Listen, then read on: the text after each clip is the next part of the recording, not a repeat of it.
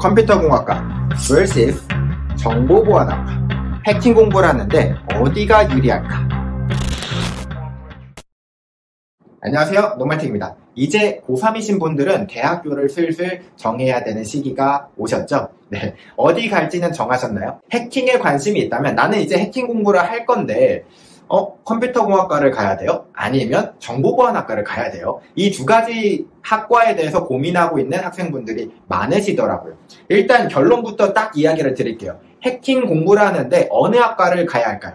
정답은 어딜 가든 상관없습니다. 참고로 저는 전자공학과고요. 어느 학과를 나오든 해킹 공부를 하는데 해킹 관련해서 직무를 시작하는 데 있어서는 전혀 문제가 되지 않습니다. 근데 그게 주제는 아니죠. 어느 학과든 상관없는 거 알아요, 노말틱님. 근데 해킹 공부를 하는 데 있어서 요만큼이라도 컴퓨터공학과가 더 도움이 돼요? 아니면 정보보안학과가 더 도움이 돼요? 아마 이 고민을 하실 거예요. 그래서 제가 이거에 대해서 이야기를 드리도록 하겠습니다. 일단 컴퓨터공학과와 정보보안학과 이 두 학과에 대해서 각각의 장단점에 대해서 이야기를 드릴 거고, 그리고 최종적으로 저라면 어느 학과를 가겠다, 이거를 말씀드리도록 하겠습니다.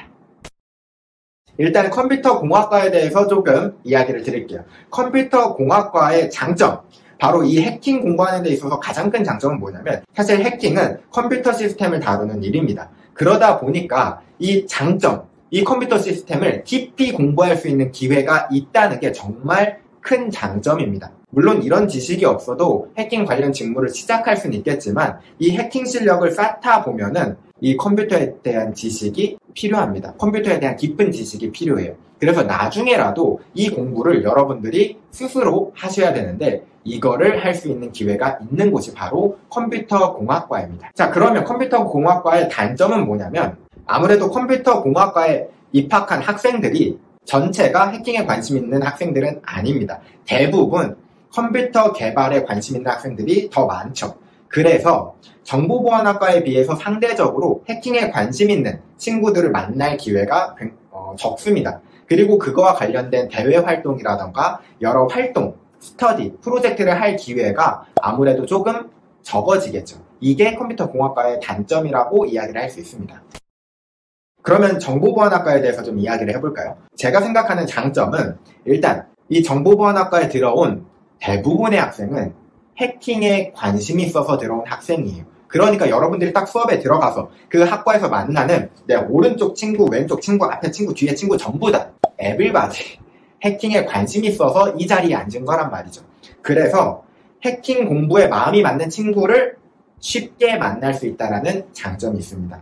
아니, 대학교에 무슨 친목하러 가요? 이렇게 물어볼 수도 있는데, 이건 정말로 중요한, 굉장히 큰 장점입니다. 왜냐면 이렇게 마음 맞는 친구들이 많아야 재밌게 공부를 할 수 있어요. 그러니까 같이 스터디를 열 수도 있고, 같이 프로젝트를 할 수도 있고, 같이 해킹 대회를 나갈 수도 있고, 여러 대외 활동을 할 수 있는 기회가 많아진다라는 게 장점이고요.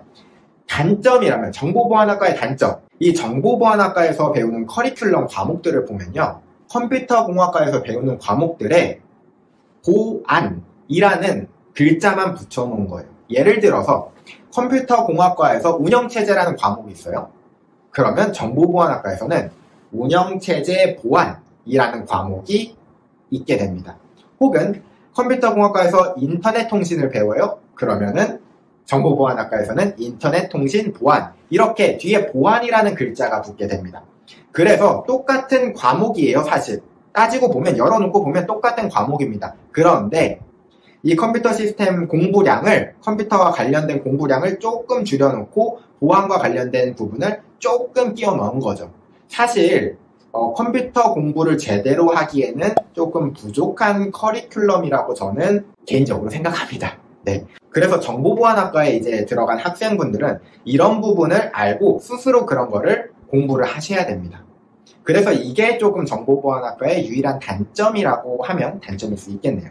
자, 그러면 컴퓨터공학과와 정보보안학과 이 두 학과의 장단점에 대해서 한번 제 개인적인 생각입니다. 제 개인적인 생각을 한번 말해 보았는데, 과연 노말틱이라면 어디를 갈까?